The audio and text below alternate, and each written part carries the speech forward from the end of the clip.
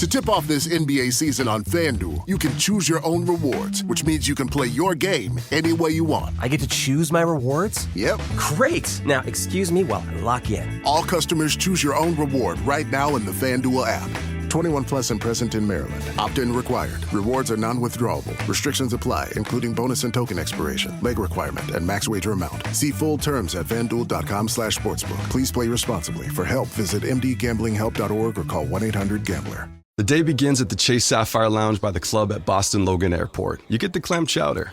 In San Diego, it's tostadas. New York, espresso martini. It's 10 a.m. Why not? It's the quiet before your next flight, the shower that resets your day, the menu that lets you know where you are. This is access to over 1,300 airport lounges and every Sapphire Lounge by the club. And one card that gets you in. Chase Sapphire Reserve, now even more rewarding. Learn more at chase.com/Sapphire Reserve. Cards issued by JP Morgan Chase Bank and a member FDIC, subject to credit approval. Your life keeps moving. Choose an MBA that can keep up. The brand new Flex MBA from Virginia Tech's Pamplin College of Business is designed to work how you work, now and in the future, so you can flex your schedule, not your momentum. Our expert faculty and network of Hokies prepare you for leadership roles and opportunities on your terms. This isn't just earning credit, it's earning recognition. Flex forward into your future in business. Search Virginia Tech Flex MBA for more.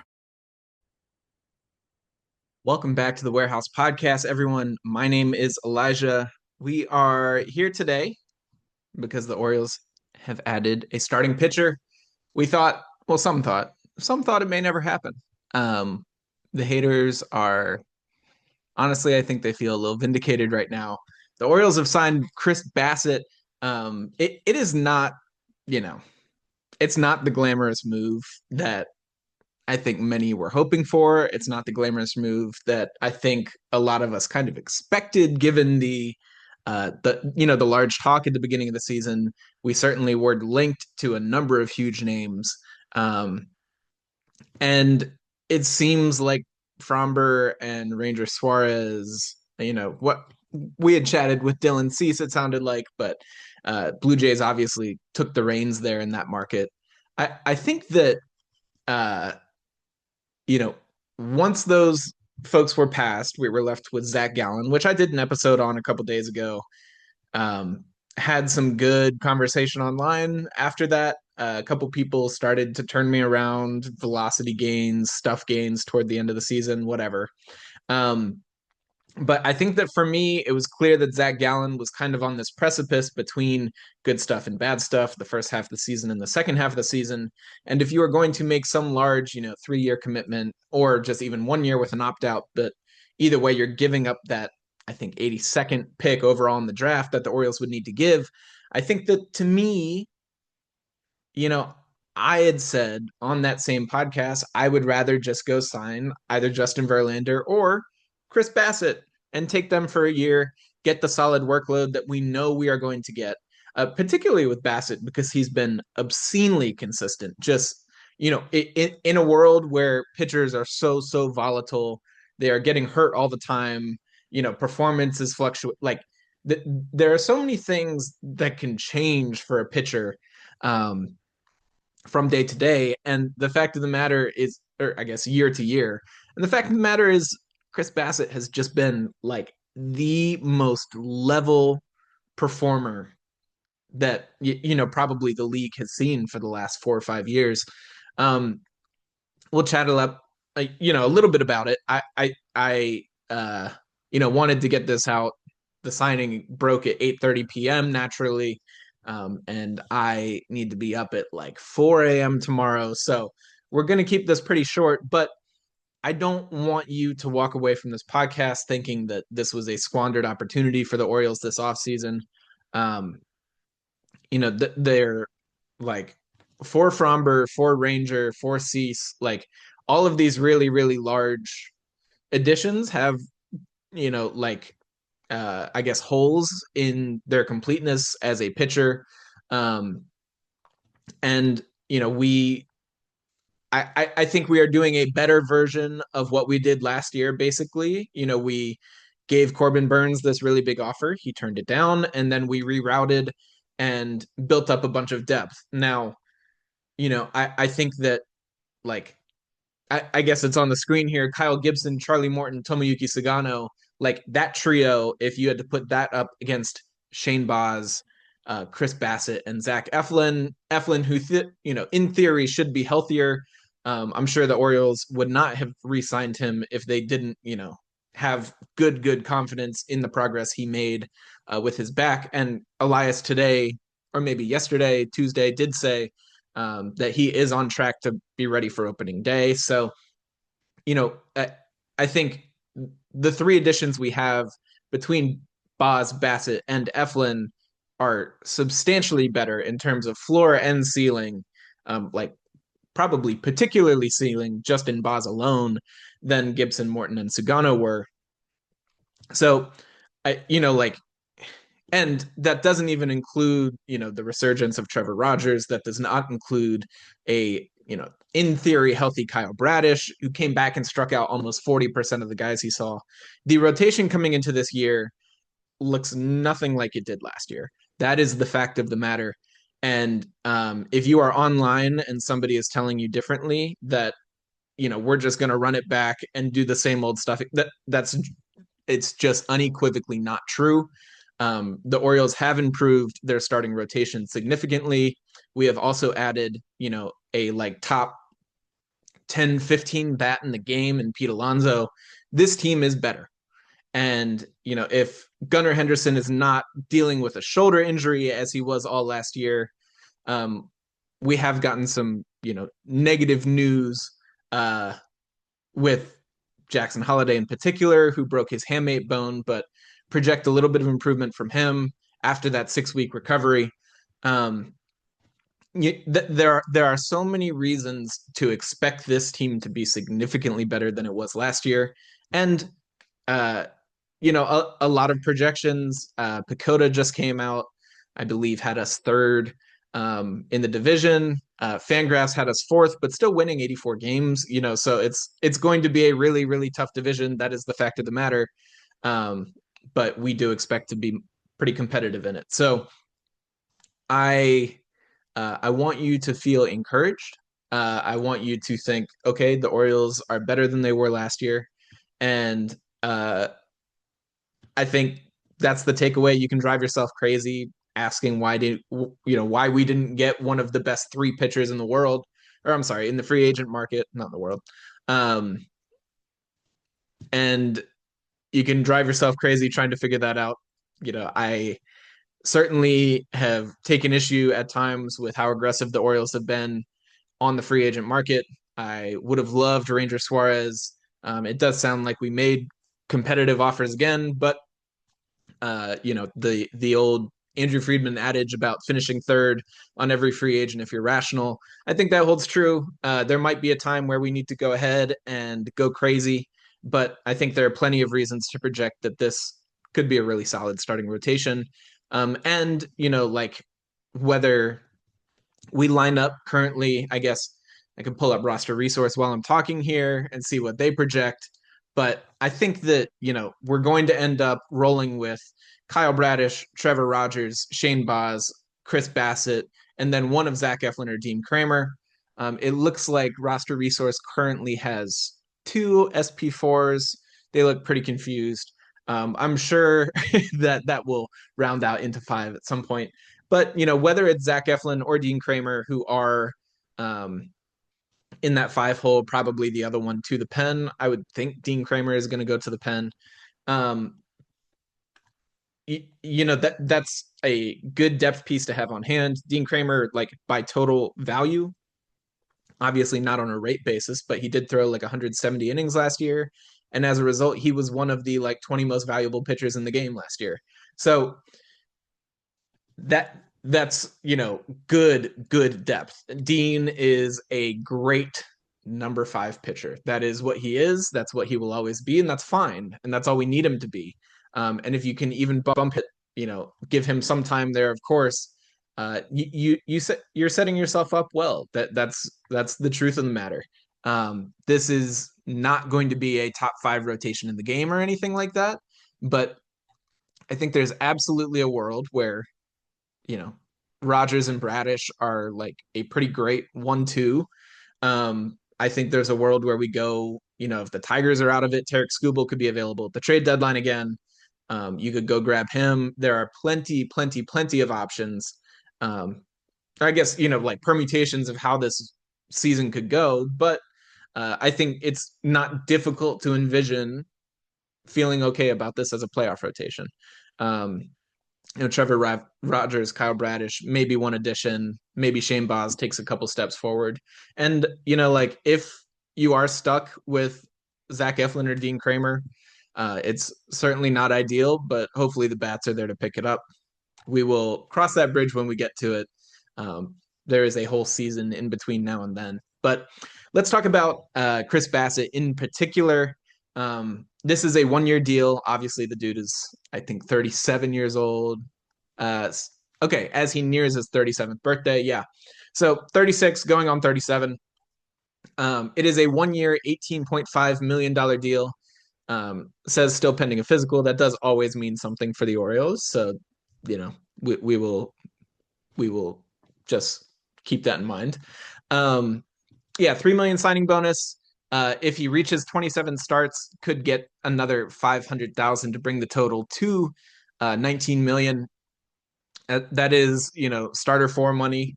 I think the first way to go ahead and like talk about Chris Bassitt is just to kind of look at surface level numbers. I'm way too zoomed in on Fangraphs right now.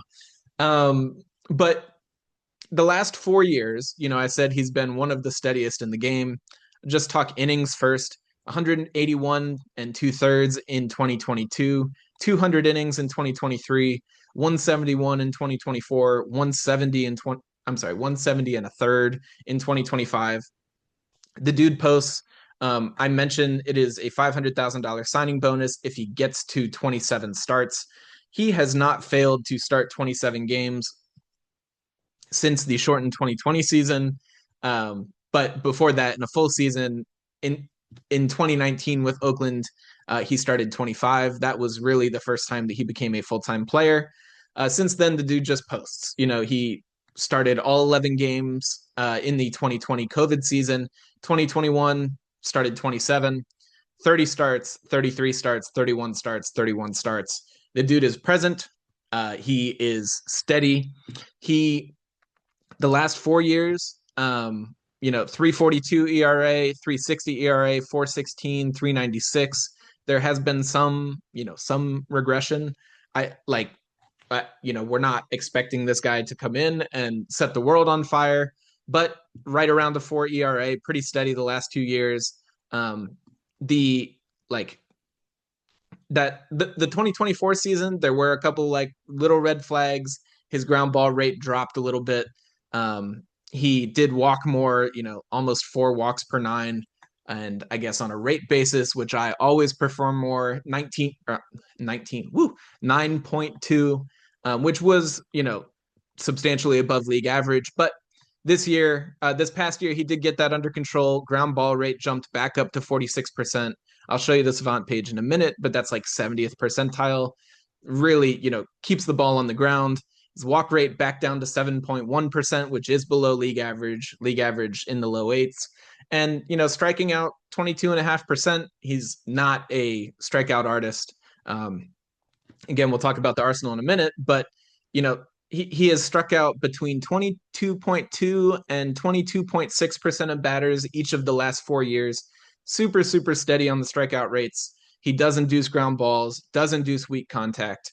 And, the result has been, in 2022, a 2.8 WAR pitcher, 2.6 WAR pitcher in 23, 2.3 in 24, 2.4 in 25. You can say a lot of that's on volume in the same way that I told you Dean Kramer threw 170 some innings and was one of the top 20 pitchers in the game last year. I actually think Dean threw like right at 170 innings. Let me double check that. He threw 171 and 2/3 and was a 2.6 WAR pitcher. So if you want to say we're adding another Dean Kramer to the mix, I would not hate that. The thing I will say is Bassitt actually strikes out more and gets more ground balls, induces more weak contact than Dean does. So it is a bit of a safer profile. And as far as these WAR calculations go, I am going ahead and using Fangraphs, which is FIP based, which only relies on home runs, strikeouts, and walks. I already told you Bassitt is not a strikeout pitcher. That will limit the rate totals on this somewhat, but it's a fine profile. It's a solid package. It has been super reliable the last couple years. Seeing that ground ball rate spike once again last year does give me warm and fuzzies. It does give me confidence. And you could talk about declining stuff, with somebody this old.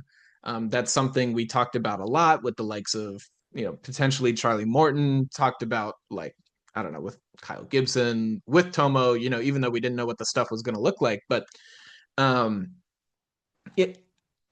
Chris Bassitt's stuff can't really take more steps back. I don't know if that's a good thing or not a good thing, but the thing I'm going to cue in on is this four-seam fastball comes in at 91.5 miles an hour. The sinker, which is his preferred pitch, comes in at 91.6. It is a low-octane arsenal, which I don't know if I've ever used that phrase before. But what it is, I mean, if you are looking with me on YouTube, you can go ahead and you can see, I mean, we've got 1, 2, 3, 4, 5, 6, 7, 8 pitches here. He throws a sinker, a cutter, a curveball, a four-seam, a sweeper, a splitter, a slider, and a changeup. Why anyone would possibly need a splitter and a changeup, I don't know. Ask Luis De Leon if you really want to. But this is who Bassitt is. He is, I'm going to just wind up and chuck the kitchen sink at you. It is not a biomechanically optimized wind up. I'm like just seeing the picture of him in the top left here. He like kind of casts his left arm just way out and just kind of like comes through whipping it. It's how you would expect your uncle to throw wiffle balls at you in the backyard. That's kind of who Chris Bassitt is, and it's fascinating. I will speak a little bit more technically here than just calling him old, an old man chucking wiffle balls. But he has this slow arsenal. I like fastball velo 12th percentile. I don't want you to think that he is any sort of overpowering specimen.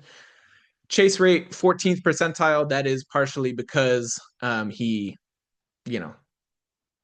I guess hitters have a bit more time to see the trajectory of the pitch and everything. Whiff rates are low.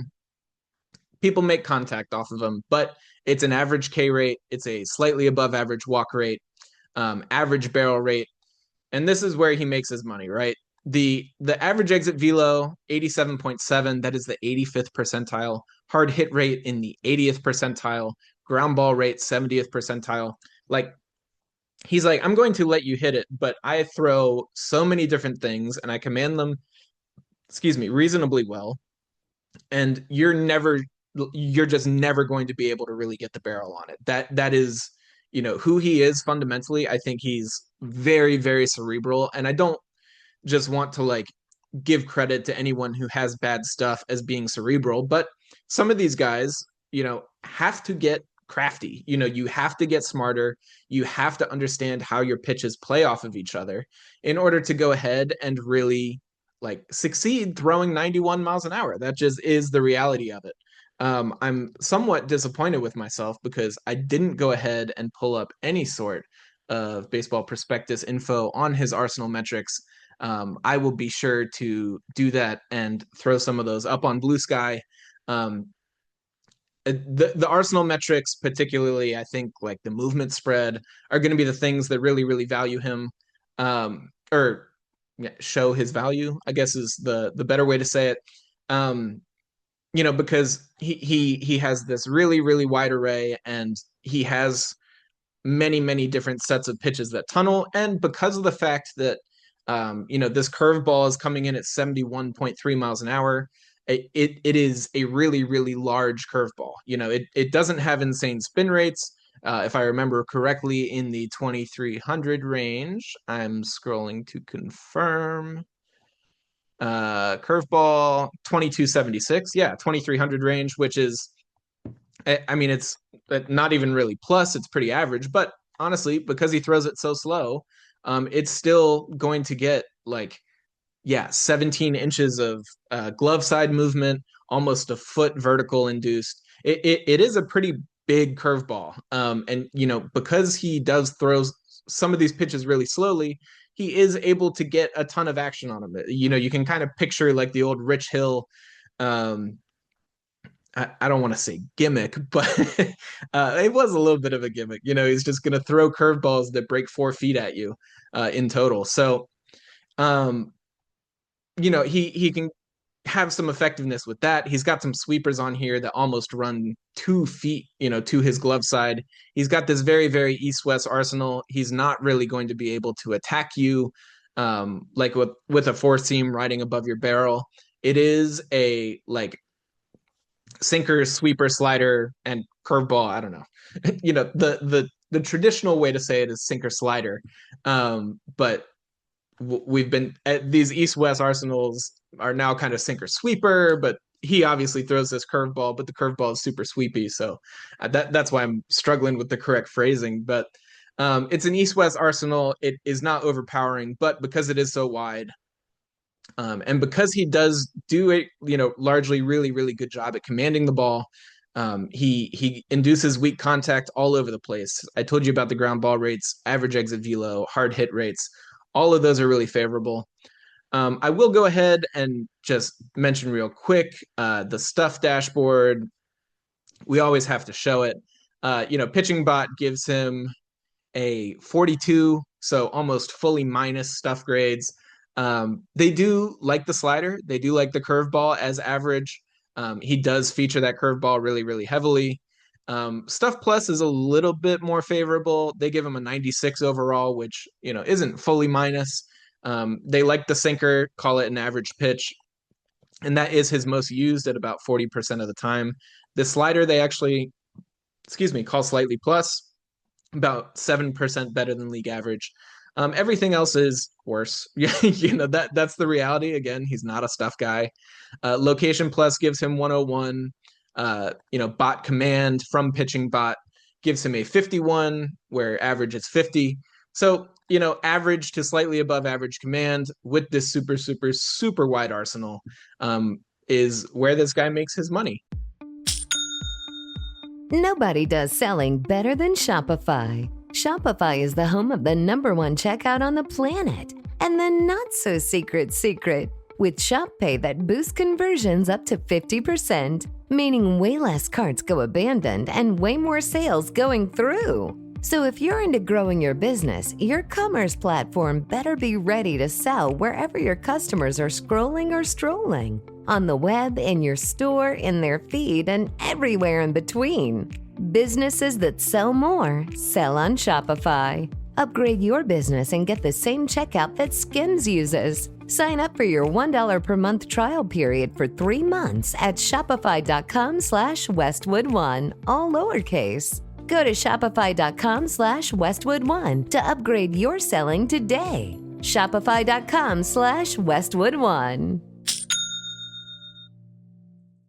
The secret is out. With millions of younger-looking customers across the country, Plexiderm is one of the most highly sought-after products on the market. It visibly shrinks under-eye bags and smooths out crow's feet in minutes, and the effects last up to 10 hours. Influencers love it, magazines feature it, and people just can't get enough of it. As a matter of fact, Elle Magazine gave it an Editor's Choice Award as Best Instant Wrinkle Filler for 2025. In as little as 10 minutes, Plexiderm reduces the appearance of fine lines, wrinkles, and those dreaded under-eye bags. So yes, you can look years younger in minutes, and the effects last for hours. No surgery, no gimmicks, just results. The best news, you can try Plexiderm for only $14.95.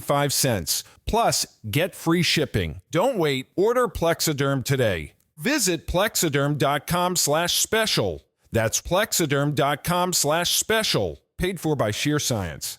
Your life keeps moving. Choose an MBA that can keep up. The brand new Flex MBA from Virginia Tech's Pamplin College of Business is designed to work how you work, now and in the future, so you can flex your schedule, not your momentum. Our expert faculty and network of Hokies prepare you for leadership roles and opportunities on your terms. This isn't just earning credits, it's earning recognition. Flex forward into your future in business. Search Virginia Tech Flex MBA for more. And he's going to make a little bit of it with us this year. I think, this is as far as stabilizing forces go, this is about as stabilizing as you can get. I, on the side, am going to go ahead and pull up Baseball Prospectus and get some of these. I would be remiss if I did not include this in my podcast here. So give me 1 second. It's taking its time. All right, here we go. We are going to look up Chris Bassitt. Of course, Baseball Prospectus takes forever to load, so we'll let that do that in the background. Another thing I wanted to mention, I just thought this was kind of fun. He did get in for 8 innings last year in the postseason, 8 2/3, I guess I should say. We saw him pretty prominently in the pen, and I mean, he was wildly effective. But I wanted to point out, if we put him in the pen, he can run it up to about 93, and that's not bad. In in the postseason, it was just cool. That changed it. Okay, he struck out 33% of the guys faced. He walked only 6.7, which those look like pretty elite reliever numbers. His ERA was a 1.04. His FIP was a 1.52. He was kind of dominant in the postseason, so I would feel pretty good sticking him back there when we get there. But let's go ahead and check out some of these Arsenal metrics really quick. I do think this will show what I'm talking about. I will also note Baseball Prospectus has their Stuff Pro metric. This one's a little more difficult to explain. They quantify it in terms of run value per 100 pitches. If you go on Baseball Savant, you can look at the fastball run value, breaking ball run value, off speed run value for every pitcher. For those of you with me on YouTube, I am pointing at it right up here. The difficulty with those metrics is for somebody like Chris Bassitt, who does throw so many innings in a given year, those are not a rate stat. Those are because he throws so much more, those numbers will get bigger. So you see, he has a -3 pitching run value on the season, but somebody who threw, only 2/3 as many innings, if they did exactly what he did, would show as -2 and would look better on here, which is kind of dumb. Stuff Pro tries to basically say, take that run value and what do we expect that run value to be? And more importantly, what do we expect the change in it to be every 100 pitches that this person throws? That kind of normalizes it to a rate basis, and you can compare 1-to-1 without the context of how many pitches did they throw.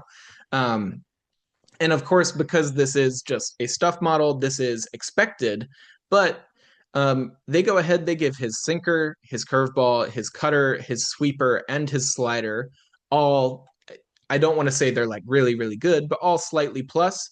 And only 3 of his pitches are actually grading out as minus. So it is a situation where, he, by some metrics, has about an average Arsenal. But okay, so let's go ahead here, and I need to get to 2025. The movement spread I was talking about. Okay, sorry, I'm trying to delineate where 2025 starts. Yeah, so his changeup is about average. His curveball is solidly plus. Fastball average. Cutter is plus.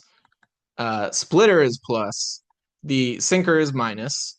The slider is triple plus. The sweeper is almost triple plus. So, this movement spread is really, really, really like the magic of Chris Bassitt, I think. I'm actually pretty surprised on the velocity spread too. That is, well, I'll get to that in one sec, but the movement spread is really, man, he actually grades well on a lot of these. I will get through this and then I'll keep moving. So this movement spread, basically, I'm highlighting and I'll read directly from them so I don't butcher this, but expected range of movement on a pitch, given which pitch it most appears like.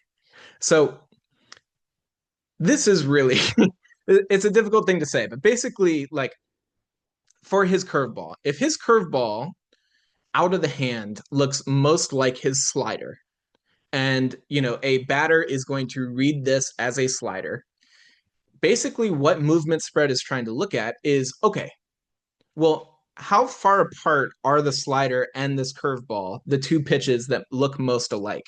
And what this is saying is that spread is really big for him. And I told you it's because that curveball is really slow, but if he can, hide it in the same tunnel as another one of these pitches, then it will still be difficult to make a really large scale adjustment and get out to the curveball, down off the plate.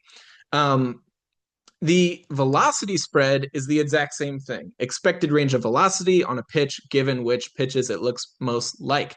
So, this is going ahead and saying, like, okay, that curveball looks a lot like the slider. For example, I could check out, which pitches actually look most like which. I'm not going to do that at this point in time, but with that curveball, given which ones it looks like, what is the delta in velocity from those pitches? So if I am, throwing a cutter at you and you go ahead and you read curveball, or I guess, like the curveball value should really be, if I'm throwing a curveball at you and you read cutter, what's the delta in velocity between those two pitches? Assuming the cutter tunnels well and is, kind of the pair that this is looking at here. But basically, in saying that this is a plus velocity spread pitch with the curveball as it, pertains to the rest of his arsenal, that's saying that when he throws the curveball, what the batter is seeing has a large velocity difference from what this pitch actually is. So again, if he sees that cutter, he's throwing the cutter 87 miles an hour, whatever it is, because he throws this so unbelievably slow. I'll confirm that on the cutter real quick. 88.3. So yeah. So if the cutter is normally 88.3 and you start swinging at that, but this curveball is just crazy slow, that means it's this really large velocity spread. And so by velocity spread, even though the fastball is not hard, he's still getting you off your timing because of this push and pull. The changeup has a good velocity spread. The curveball has a good velocity spread. The fastball is fine, just average for a fastball. The cutter actually even has a slightly okay one, which is kind of surprising. Splitter is good. Sinker is not great because fastballs all look like fastballs and they're all about the same speed. But the slider is really good. The sweeper is really good. What he does is he just tucks these pitches within each other and he pushes and pulls and he just, he plays with perception. He plays with hitters' timings, and that is the magic of him. That's what's so fascinating about Chris Bassitt. I am so thankful I took the time to actually pull this page up because I knew it would look good. And it was, God, I would have been so mad at myself if I had seen how good it looked, even though I knew it was going to be okay. Let me go ahead and take 1 second to back up a little bit and try to look at him on the broad scale against other pitchers and see, how some of these velocity and movement spreads kind of rate against average. I remember I brought this up, if any of you heard the Ranger Suarez episode, talked about the ways in which he goes ahead and, again, just tucks these tunnels inside each other. Really, really effective. Man, baseball's perspective. What I have found is that Fangraphs and Baseball Prospectus give so much wonderful information. I cannot say this enough. If you do not already support independent media, um, you know, give these people some of your money. You will learn more than you could possibly imagine. They do such excellent work. But Fangraphs and Baseball Prospectus, because they have, these huge databases of information, they take a little bit longer to load. I think that might punch me out. I'm not going to put it in the large scale, but I promise you, in the same way that a lot of other statistics are, like normalized to 100, that is the case here with with some of these. So when I tell you like he's reading a 120, 130, that means it is exceptional. And the like 3 standard deviations high, I guess is the thing to say. For those of you who love statistics the way I do. Something I can go ahead and pull up real quick when it loads. Man. Baseball Prospectus. Taking notes. Anytime I want to use it, pull up the links ahead of time. Apologies for the delays here. But okay, yeah, gonna look at these tunnels real quick. The only thing that this has in it is what's called a pitch type probability. Basically what it is when he throws any one of these pitches, what are the likelihood? Basically, what's the likelihood when he throws a 4-seam fastball? I'm sorry, when he throws a 4-seam fastball, what's the likelihood that the hitter is going to read it as a sinker? So like when he throws a 4-seam fastball, there's only like a 30% chance that the hitter sees it as a 4-seam fastball before he needs to swing. Now, there's a 37% chance that it's going to be a sinker when he throws a 4-seam fastball. And there's a 25% chance that it's going to be a cutter when he throws a 4-seam fastball. So even just right there, right, he throws this 4-seam fastball, and there is a 37 plus 25, what is that, 62% chance that it's one of his other fastballs. And that in itself, just like in tunneling these 3 fastball types, again, this is like why the Brewers are going ahead and having like the Tobias Myers and the Quinn Priesters and all these people, why they are having them throw multiple fastballs. This is the magic of it right here. When Chris Bassitt throws a 4-seam fastball, there's a 62% chance it's one of these other fastballs. When he throws a cutter, there's almost a 40% chance that it's a sinker. When he throws a sinker, there's an 80% chance it's a sinker. People think it's the sinker. But yeah, I think it's pretty fascinating. His slider here, there's almost a 50% chance that it gets read as a sinker. When he throws the sweeper, that one's pretty clear. The curveball is super clear. 92% chance that they read it as the curveball. So, it's like some of these bigger, this is kind of the way it works. The bigger pitches, which he obviously does, are more difficult to tuck within some sort of tunnel. And the velocity differences will also kind of, create some perceptibility in the differences between the pitches. So, when he's throwing this super big sweeper, this super big curveball that I talked about, sometimes it's easier to pick them out. But again, that's where the velocity spread and the movement spread come into play, is they're so far separated from the rest of his arsenal that you have to like completely slow your body down and dive out to get it wherever it is. Okay. I think that is a good rundown of Chris Bassitt. I think I'm content with the information I've given here. And I think, I'm content with the state of the Orioles rotation. I am going to pull it up again one more time. But yeah, I mean, Trevor Rogers, Kyle Bradish, Chris Bassitt, Shane Baz, Zach Eflin, and Dean Kramer.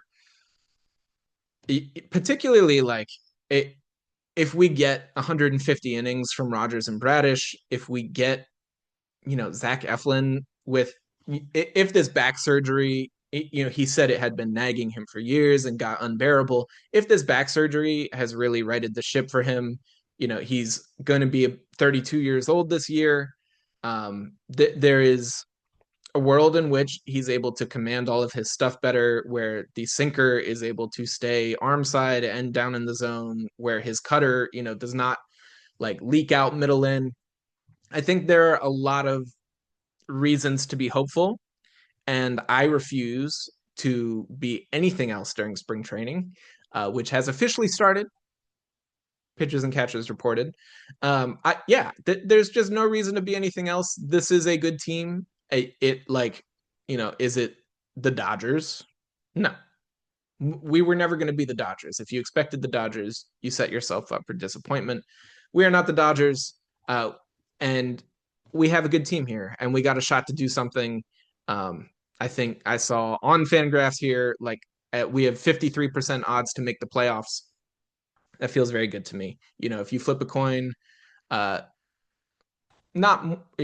is more times than not. It's not many more times than not, but if you flip a coin 100 times, 53 times, we're making the playoffs. So, that also, once again, there are other things that we can do going into the season.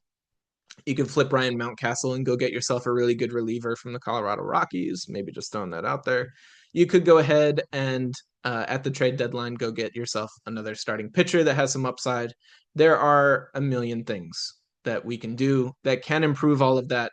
And, if we expect some of these dudes to take a step forward, like I think we all do, I think you have to feel good. So that's all I got. I want to encourage you to not, just there's no reason to just stress over losing out on Zach Gallen. Once again, there's some upside there. There's a world where Zach Gallen is better. I am not hung up over it. I am not, we can keep the draft pick. And this dude was a better pitcher than Zach Gallen was last year, unequivocally. There's just really no way to argue it. Chris Bassitt was better. He was just better. And I think Gallen has more upside. I think Chris Bassitt, the floor is I don't know. I don't want to say the floor is the roof, but the floor is Zach Gallen's second floor, I don't know what to say. So feel good about it. Chris Bassitt, we're bringing him in 1 year, 20 mil, 19 mil with the escalator. That's a reasonable deal. I'm super pleased. I think, again, this just raises the floor more and more and more. And if you do go ahead and you project Boz, you project Rogers, you project Bradish for that upside, there's a world where this rotation rounds out really nicely. We will, keep our fingers crossed that all rounds into form. I will take just 1 second real quick to acknowledge the Jackson Holiday injury. I did it a tiny bit at the beginning, but do just want to say it is a hamate bone injury. Apparently, the new thing is to just remove the hamate bone entirely. For those of you on YouTube, the hamate bone is right here. You can feel it. And it causes problems. It's as you're coming through, the knob of the bat can rub against it. It also just takes a lot of stress as you're pulling the bat through the zone. So I think particularly if Holiday was going through some bat speed training or something of the sort, it's a very, very easy thing to break. It happens all the time. It happened to Mike Trout. Ironically, today it was announced that it also happened to Francisco Lindor, who's getting surgery, Corbin Carroll, who's getting surgery. It was 3 people in one day. So it's unfortunate. It's part of the game, but we do have Blaze Alexander, who will certainly help the depth case there. Kobe Mayo has been taking reps at third, so maybe we see Jordan Westberg at second base. He did have an injury note about an oblique. It sounds like he should be on track for opening day, so not entirely worried about that. But we have some flexibility on the infield. You do have, even Jeremiah Jackson, who can come in for a spot start. Not that I love him on the infield, but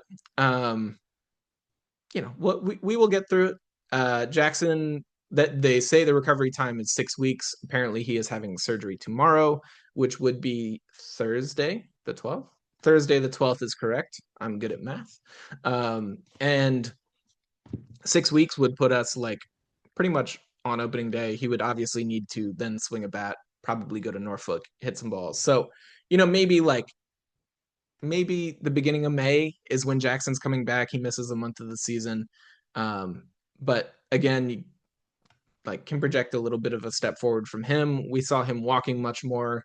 I think he's going to be a plenty productive member of this team and for the majority of the year. And yeah, I don't know if that's the worst injury news we got, knock on wood. I think that's pretty good. And let's hope it keeps up for the rest of spring training. That's all I got for you. Chris Bassitt, you don't have to be excited, but feel good, just like soft smiles. And we will continue on. This has been the Warehouse Podcast. As always, if you could be so kind, subscribe to the show, follow us, hit us up on Blue Sky, email us, thewarehousepod@gmail.com. And once again, commenting and leaving ratings does help us ever so much. We are always grateful for it. And, we will do anything we can, if you do reach out to us, to show that love back to you. Once again, talking some trade proposals and emails, all sorts of stuff. It's good stuff. And man, it's baseball season. Super Bowl's behind us. Pitchers and catchers reported. So good. So good, so good. Glad to be here. And let's go O's. This is a vacation with Chase Sapphire Reserve, the butler who knows your name. This is the robe, the view, the steam from your morning coffee. This is the complimentary breakfast on the balcony, the beach with no one else on it. This is The Edit, a collection of hand-picked luxury hotels you can access with Chase Sapphire Reserve, and a $500 Edit credit that gets you closer to all of it. Chase Sapphire Reserve, now even more rewarding. Learn more at chase.com/Sapphire Reserve. Cards issued by JP Morgan Chase Bank, N.A. member FDIC, subject to credit approval. Mamá, quiero el iPhone nuevo. Yo también quiero uno. ¿Sabes qué? Con Verizon nos llevamos 4 iPhone 17 sin intercambio. Todos vamos a estrenar iPhone. Y yo termino ahorrando. Con Verizon, tu familia disfruta más por menos. Llévate 4 iPhone 17s y no se necesita intercambio con 4 líneas nuevas en ciertos planes Unlimited. Visítanos o habla con un representante en español al 844-464-8796. Se aplican términos adicionales para las ofertas. Visita Verizon.com para detalles. Your life keeps moving. Choose an MBA that can keep up. The brand new Flex MBA from Virginia Tech's Pamplin College of Business is designed to work how you work, now and in the future, so you can flex your schedule, not your momentum. Our expert faculty and network of Hokies prepare you for leadership roles and opportunities on your terms. This isn't just earning credit, it's earning recognition. Flex forward into your future in business. Search Virginia Tech Flex MBA for more. If you're an HVAC technician and a call comes in, Grainger knows that you need a partner that helps you find the right product, fast and hassle-free. And you know that when the first problem of the day is a clanking blower motor, there's no need to break a sweat. With Grainger's easy-to-use website and product details, you're confident you'll soon have everything humming right along. Call 1-800-GRAINGER, click Grainger.com, or just stop by. Grainger, for the ones who get it done. If you like the show, please take a moment to rate, review, and subscribe. It really does help the show to grow. Thank you for listening.